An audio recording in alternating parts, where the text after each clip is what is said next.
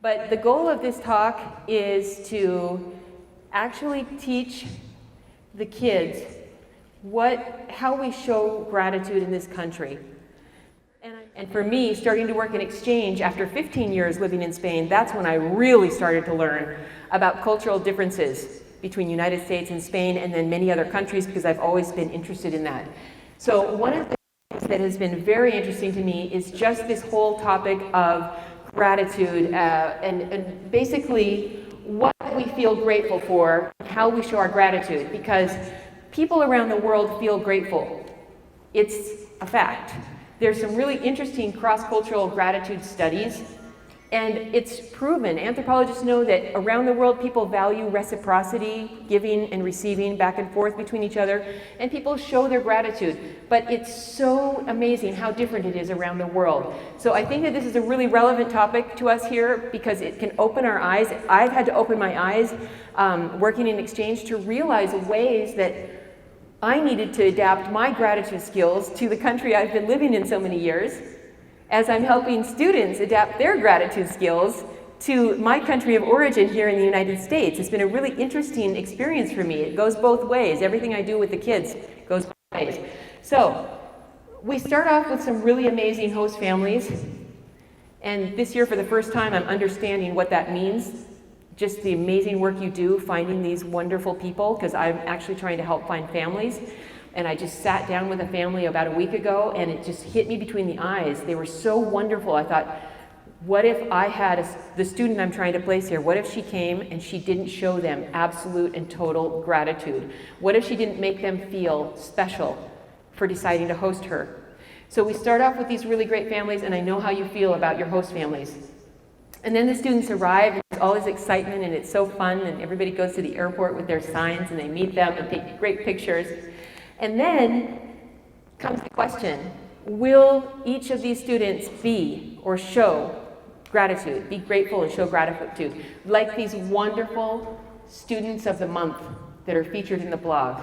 And there's more like them. Those are super grateful kids who have made their host families feel special. Will all the kids do that? But we know that there are some kids that, for some reason, either they won't be grateful for some reason, or they will not show their gratitude. And they will be labeled as ungrateful. And the host family might call you up and tell you things that are bothering them about these kids and say, it's just, what really bothers me is the lack of gratitude.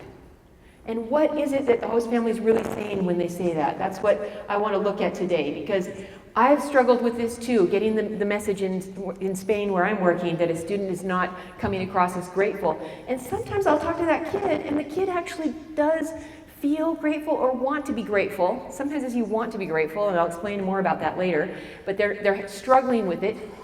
And they're just kind of lost, and they are not appropriately showing gratitude like we expect them to here in the United States. And I think that's one of the things that's really impacted me, and what the learning for me has been in this area is just how many ways we show gratitude in the United States, which you'll see, it's very interesting. So one thing I often ask is it personal or is it cultural when I have this ungratefulness? Is it just this particular kid that they're just a brat, they're ungrateful, or is it a cultural problem?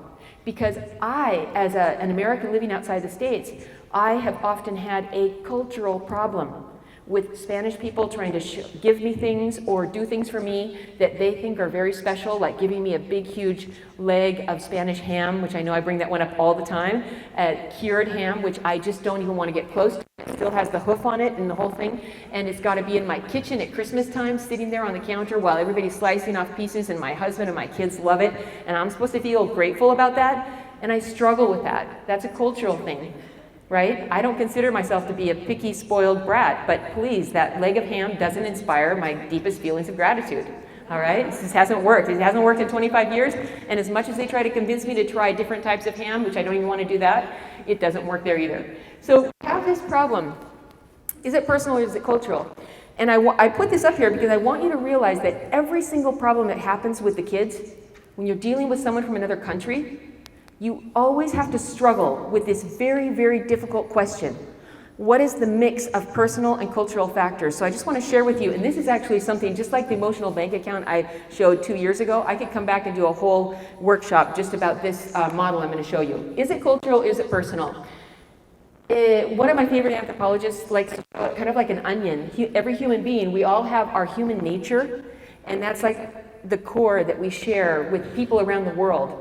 All humans have the capacity for emotions, and there's 7 or 8 basic emotions that they've shown around the world that all humans experience, and that we can recognize. If I show you faces of people from other cultures around the world showing different emotions, you will recognize those emotions because it's something human, part of human nature. Now, all humans have their personality in this personal aspect, and our human nature expresses itself through our unique personality. You know, and there's personality types, which we are not going to go into, but each person has their own combination of experiences and personal traits and characteristics that make up their personality. And every human is born into a culture, and both the human nature and the personality have to express themselves through this culture. Now, why am I telling you this? Because it's too easy to label a kid who's not behaving gratefully as a brat. I do it too. It's just too easy to say, what a spoiled brat. What an ungrateful little, I don't know, who raised you, or where did this come from? But honestly, we must take the cultural part into account. And I can tell you that just based on my own experience and what I've just told you, how sometimes I seem like an ungrateful person in Spain. I think, well, I try to hide it, of course, and I try to be, oh, ham, Spanish ham, this is fantastic, right? I've learned to hide it, but I don't feel it deeply. So that happens with the kids too. So let's take a little look at the culture. Now you have a video. Whoops, why did it do that and it won't go back? You have a video which I was going to play, but I'm not going to play it because you can go to the blog and you can go to the YouTube channel and you can watch this, where Carrie and I worked on this gratitude project, and I found lots of interesting cross-cultural studies about gratitude and discovered that in many countries around the world, explicitly expressing gratitude is practically a taboo. It either is a taboo, like in India, for example, it can really be insulting to express gratitude to people closest to you because those people are part of you and they are so close to you that expressing gratitude would almost be making them feel as if they were a stranger or somebody outside of your circle of intimate people. The same thing happens in China. And what was interesting to me is that my experience in Spain has also been that when I try to express gratitude like a good American, people start behaving very strangely. Like if I try to get too grateful with my mother-in-law, the poor thing, my mother-in-law is fantastic, by the way. I know I keep bringing her up. She's just lovely. I try to over-express the gratitude, and she becomes very flustered, very flustered. Oh, no, that's nothing. I can tell that I'm crossing the boundaries of what's okay in Spain. My husband's had to train me not to send thank you cards because that would really overwhelm her. I mean, that I'm putting it in writing. I mean, come on, he says, just give her a little call and just say you got it. You got what she sent you or whatever. But don't overdo it. And so even in Mediterranean countries where people are very close to each other, they express their gratitude in very different, more subtle ways. Someone has told me that even just touching you on the elbow is sometimes a way of expressing that gratitude. That's enough. Let's leave it at that. Let's not embarrass anybody, you know? So this is really interesting to me because as I have tried to get kids from Spain to express their gratitude, the first few years I just felt like it was falling on deaf ears. Nothing was happening. Finally, some of my colleagues started to help me see just how ridiculous the kids would feel if they did the things I was saying. A thank you card? Oh, how embarrassing. Oh, how tacky. Oh, I couldn't do that. So I had to start thinking of what exactly is going on with these kids and how can I convince them that actually they have to do these things that feel weird and strange and tacky. And if it feels hard for Spanish kids, I'll bet you that for kids from China and kids from Japan and kids from, what's the other country I was mentioning? Many other countries around the world, it's going to be even more difficult. Okay, this idea of explicitly, not just saying thank you. I'm not talking about just saying thank you, and I tell the kids that too. Thank you is practically that's just, you have to say it and that's it. You have to go way beyond in order to show true gratitude. And I'm going to show you some of the things I've discovered that we do, unconsciously practically. So, We're going to talk about teaching gratitude, and I love bringing up the Bernstein Bears, book I have for my kids as well in Spain, which they've been very careful not to use in Spain, but they use it over here. We start when the kids are so small to teach them how we do it here in our country. So just think about all that these teenagers who come here are missing. All of this very important cultural information that the Bernstein Bears started teaching in preschool, they missed out on that. So we have to think about what are they supposed to feel grateful for? Honestly, we don't give Spanish hams over here, and we don't give a lot of the things that are in other countries. We open up our homes and share our lives, right? And they're supposed to learn to feel grateful for the things that we do and that are important for us and that in this country are important, that we value, right? What should they feel grateful for? How should they show that gratitude? They need such specific and explicit instructions, and they need practice activities, which I'm going to show you. And they enjoy doing these activities, actually. Once you get them going, it's kind of fun. And then the why.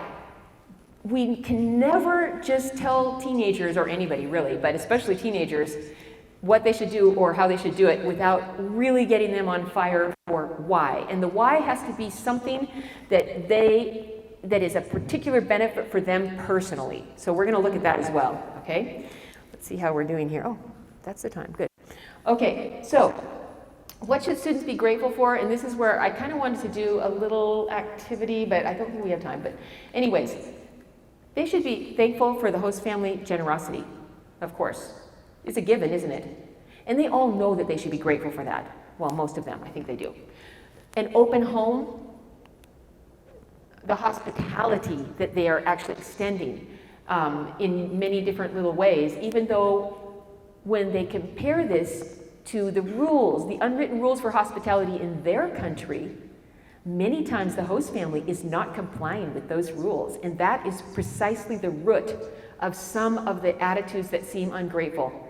We're doing wonderful things for them, but because, as one student's mother told me, the fresh towels were not folded at the end of the bed when he arrived, and he had to look for them in a cupboard somewhere. That right there and then, the host family had violated one of the most fundamental rules of hospitality. And so how could she or her son be grateful for the placement? That was just one of the many things that the host family did not have ready and waiting like a family in Spain would have. And I'm supposing in other countries, the hospitality culture is even more elaborate. They should be grateful for a room and a bed. I always tell them, that's what you get in this program. You get a place to sleep, you get a family who treats you like their own, the food that they share with you each day, the daily life, the everyday little tiny things like going to the grocery store together, gardening together, going to visit grandma. These are the things that you should learn to be thankful for because they're great experiences for you. Little tiny things, trips if they get them, if they get any trip, even if it's just to the center of the local town. Driving, transport, children should be falling all over themselves if a volunteer host family actually, on top of it all, gives them the ride back and forth to sports, in my opinion. That's a lot of work. All right, and what about your hard work as a coordinator? I certainly hope that the students understand just how hard you're working for them and just what it really means to go out and find these wonderful host families. That's what I would like them all to know. So, what should students be grateful for? We've got all kinds of little things, and I put some little sticky notes here. Thank you for driving me to school today. These are little notes that I show students so that they can see examples of things they should be thankful for and how they should say it. Thank you for taking me to the game. Thank you for a great dinner. Thank you for hosting me this year. Thank you for sharing your room with me. Thank you for being my host family. You are the best, and I appreciate all you do. Thank you for letting me go out with my friends. These are things that kids from around the world might not imagine that they need to actually say or express gratitude for. So let's go beyond. How should the students express their gratitude? They need to know how we say it, just like on those little sticky notes. They need to know how we write it. I didn't realize. Just showing them pictures of the Hallmark store and the rack of the thank you cards and explaining how to buy one and telling them they need to give one to people, that was so not enough. I mean, what were they supposed to put inside the card? Their name? You know, it's like, no, that wasn't going to make it. They actually have to know. They need lots of examples of what kinds of things we might write inside of those cards. I save all thank you cards now so I can use them at orientations and training so the kids can see.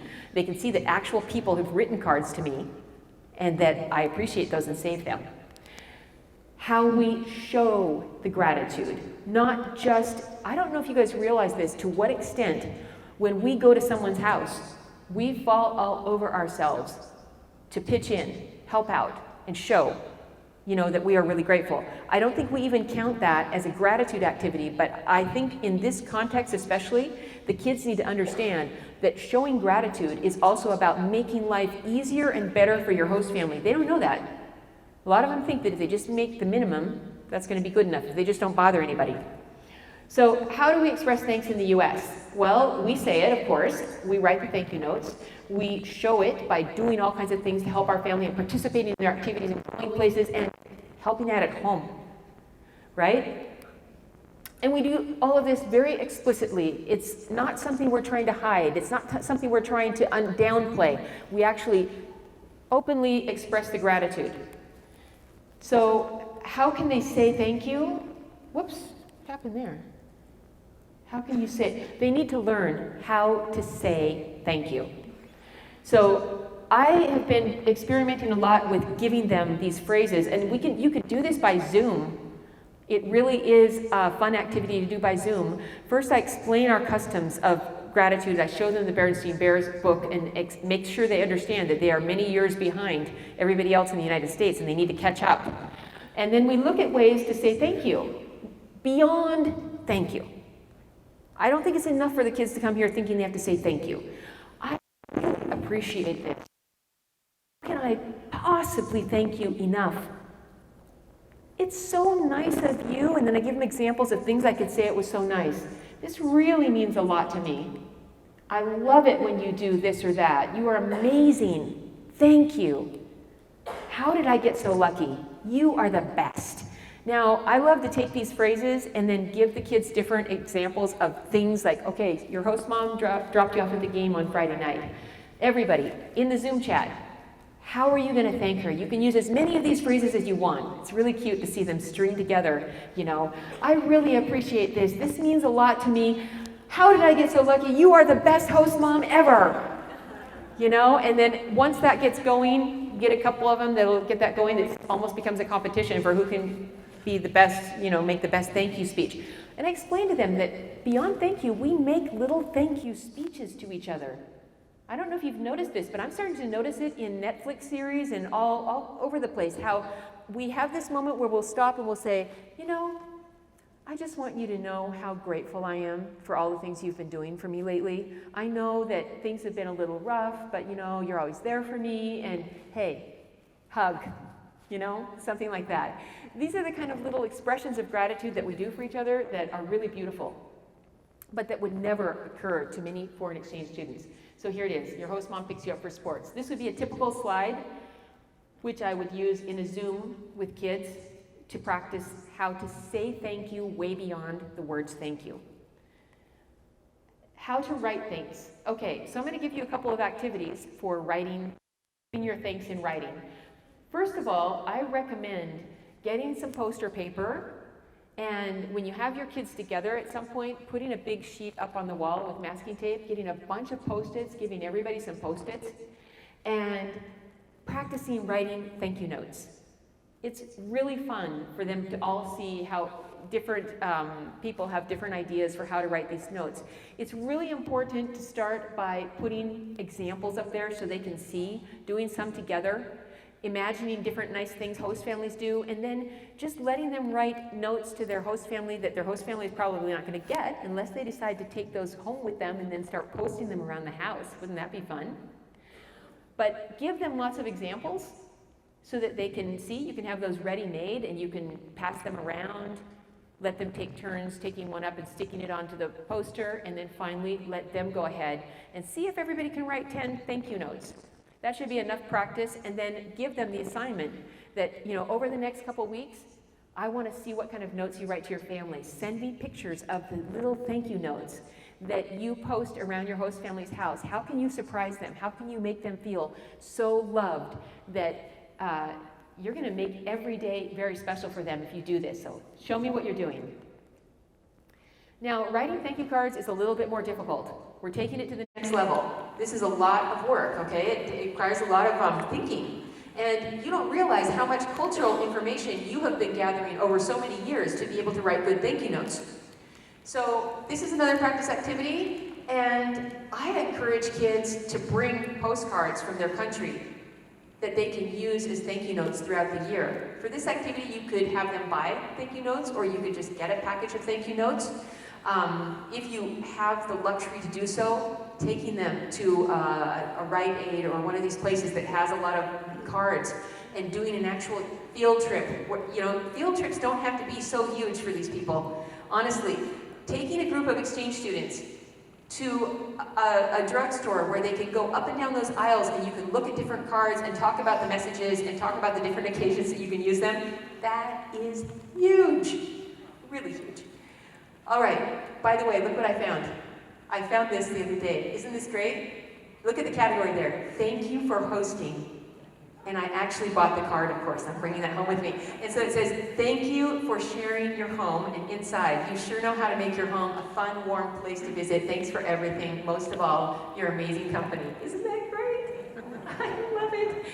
Right away, I started sending pictures of that back to agents in Spain. You got to show this to your kids. And then I thought, wait, we have to tell the kids, you don't have to find a specific card for hosting. You can just get any card.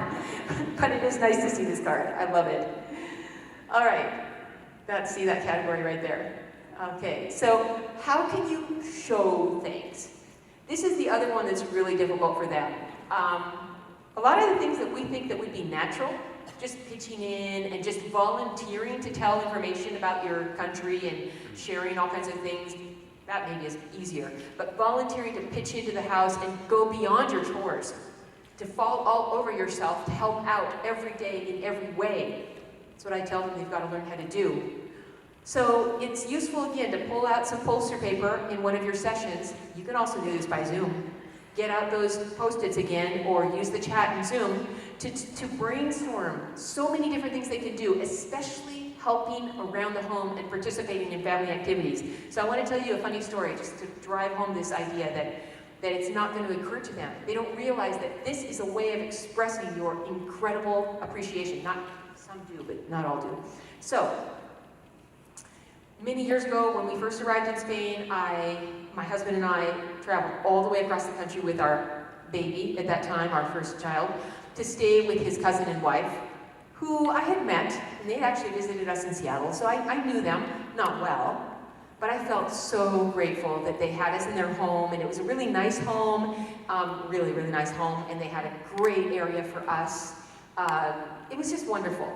So I thought that it would be really nice. There was this point where everybody was out and I was home with my baby, and I saw a pile of ironing, and I thought, you know what? I'm gonna iron those clothes for her. I'm gonna just have everything done when she gets back. I ironed every piece of laundry that was there, a big, huge pile, and it was all done, in my opinion, perfectly. Would you believe she never said a word? Nothing. I quickly realized that it was not an appropriate expression of gratitude. That was something that the cleaning lady was supposed to do. And probably I had not ironed properly anyways, because they are very picky about how things are ironed. I just thought it was funny because I felt so strange about it and I didn't know what to say. But over the years, I realized more and more just how unnecessary and inappropriate that was. I might be able to do that at my mother-in-law's house because I know her so well, but in this particular case, I didn't know her well enough, and it probably embarrassed her that I did that. So think about that, you know, I would, any student coming over here, I would want them to pitch in and help and help and help. Maybe not just do things at the beginning without asking first and finding out how you want it done, but I want them to be helping, and I know that that's going to help the host family feel like, wow, this kid is just so grateful to be here with us. So, in the USA, we show thanks in so many ways. I don't want a student to call me up and tell me, they don't fold the laundry, or, you know, they are not, this is not organized enough or clean enough or whatever. No, pitch in and do it. Help. Dive in. Do what you can. How did I get back to there? I don't know. Oh, back to how we express gratitude. This is what I wanted to point out. For them, these ideas that we give them are so embarrassing, silly, crazy, unnecessary. When we tell them to be so explicit, or to pitch in and do extra chores, when they're coming from a culture where that's not the way you do it, they feel so embarrassed. So this is where we really have to give them the why. You've got to get to their heart and help them understand that there are good reasons for them, there's benefits for them if they go ahead and try these really strange things we're telling them to do. For example, people will love you. I tell the kids, people in the States are going to just love you if you do this. You won't believe how much they love you. Your host family is going to adore you. You're going to make them melt with love. That really gets them going. The biggest fear that they have is that somehow people won't like them. Somehow their host family won't be happy with them. Somehow they won't make friends. I was telling them that part's not the problem. Focus more on that host family concern, because that's where you should be thinking. I always tell them, you should be thinking about that. How are you going to get them to love you? Oops. Sorry. Good things are going to happen to you. You know, they all want good things to happen. They all want to be able to do fun stuff. So I spend time explaining to them the kinds of things. The host family is going to want to do things with you. They're going to want to take you with them places. They're going to want to share special foods and things with you. You do these crazy things and you watch. You're going to see how they respond. You are not going to believe it. Just try it as an experiment. You're going to have a lot more fun. Believe it or not. Doing some crazy gratitude exercises in your home and with your family, you are going to have a lot more fun. And you're going to be happier this year. And really, these reasons need to be preached and re-preached again and again and again. Send them messages, remind them, ask them. Send me pictures of the thank you cards that you're writing to people. Remember, they're going to love it and they're going to love you. They're always going to remember this. I tell the kids, I pull out some cards and I say, you give your host family a card like this, you come back 25 years later, and they are going to pull a box off the shelf, and that's going to be that box with those cards and those notes and those pictures from when you were here. They're still going to have it. It's going to mean a lot to them. So do it. Try it. And especially if they do it with these postcards. I think every kid should come with 30 postcards from their country. That's $30. Around $30. Nice postcard. Maybe a little more, depending on where they live. And those should be the most memorable, interesting, fun postcards their host family ever received. I would even send them a message and remind them, bring 30 postcards with you because we're going to do some fun stuff with those. So give them role models. This is something Carrie and I are going to talk about in the next session too, and using the blog, and I mentioned it yesterday in one of my sessions. There are such amazing role models waiting for you in the blog. Tell those stories. Get them super excited to go and click on the link that you're going to send them after you share it with them so they can get everything about what happened with those kids. How did they do it? Because these are super grateful kids. That's why they made Student of the Month. They didn't just walk around saying thank you. You have to tell them that explicitly. These kids did not just say thank you, thank you, thank you. No. These kids made people feel their gratitude. These kids went above and beyond the call of duty. They were showing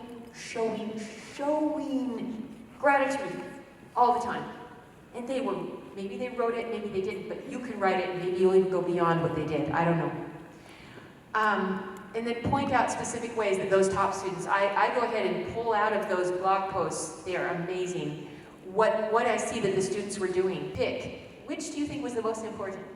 Doesn't matter. As long as you ask them a question like that, they have to go through every single reason, and that gets them engaged. So the goal is gratitude competence. This is another thing, we could do a whole workshop about just what is competence and how to develop competence in every different area of what the students need in exchange, but I want to throw this out here, and maybe Carrie and John will invite me back for another conference, and I can do this one. How to develop competence. The first thing is just to keep in mind that there are 3 things they need. You need knowledge, and think about it, the students are lacking. Don't just expect them to be grateful. They are lacking massive amounts of knowledge, so that's the first area you've got to develop. Skills. They can't show their gratitude if they don't have really good skills. Skills that we've been building since we were tiny and all the other teenagers have been building. No matter how ungrateful you say a typical American teenager could behave at some point, at least they've been building these skills. They've probably already written 150 thank you cards by the time they're 15, right? Because mom made them. At least they know how to do it. And then attitudes. That's the part where you're motivating them and you're giving them reasons.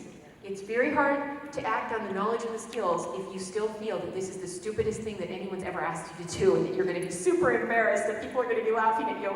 So you have to really convince them so that they have this positive attitude, like, this is a really great idea, I'm going to do it. I think I have 1 minute left, right? 5! Oh, wow. Don't worry, I can feel that. Okay. How does gratitude competence affect any cultural exchange? Well, not just with the US. That would mean any 2 cultures that are exchanging together around the world. It's good to get a picture of that. In my opinion, and I think there's maybe a lot of experts who will agree with me, it's that intercultural exchange of understanding the values of another culture. And you can take gratitude as one piece of culture, and you're using this as kind of like a door that you're going to walk through to learn so many really practical things about the culture. So anywhere you go in the world, and honestly, if I were you, I would read my blog posts before you go anywhere else in the world, because I'm starting to not say as many thank yous and trying to think of other ways to kind of like subtly show my gratitude when I'm working with people from other cultures. This is a great opportunity to learn a lot about that culture in a specific area. And because you've taken the time to dive in and learn everything you can about what do people feel grateful for in this culture, how do they express that gratitude, and what kind of results do they get? I think the results probably are pretty similar everywhere. Human beings, this is probably part of human nature. Human beings around the world, if they feel your appreciation in appropriate ways in their culture, they're going to open up to you. And that's a really beautiful thing. So that's with any cultural exchange, gratitude can be just one of those portals that we walk through and we start opening up our eyes to so many invisible things about the culture that nobody wrote in any book, and we can learn a lot of great things, okay? In terms of exchanges with the USA, I truly believe that this is one of the most special things we have to share with people around the world, is our own particular culture of gratitude. We have what is known as a culture of explicit gratitude that surprises people from around the world. At first, it creates a big culture shock for them. It makes them feel uncomfortable. But once they get to know it, I think they find it's one of the most beautiful things that we do. And it leads to all kinds of interesting activities, Thanksgiving, an actual national holiday where we stop to express gratitude, where people actually go around the table and say what they're grateful for. That really impresses the kids. I think that this is something we need to feature in the exchange, and if we would think about just how great and how big it is, we would take a lot of time to share this with them right from the start so that they can be much more competent in this area and get better results because they have gratitude competence, okay? So I think it's really special. It's a part of our culture that stands out to the rest of the world, surprises people, and it's really worth sharing. It has a lot of benefits because we know that gratitude, learning how to feel more grateful and express your gratitude has a lot of good benefits for our health, for our relationships, for everything. So, more information, we have a blog post, and I have mapped all that out for you there, so you can take it back and share it with host families, so they can understand too what they need to teach the kids. And you can go over it yourself, and there is a video all about gratitude around the world and how it's taboo to express your gratitude like we do in many countries. Everything you need, and with that, I'd just like to say thank you.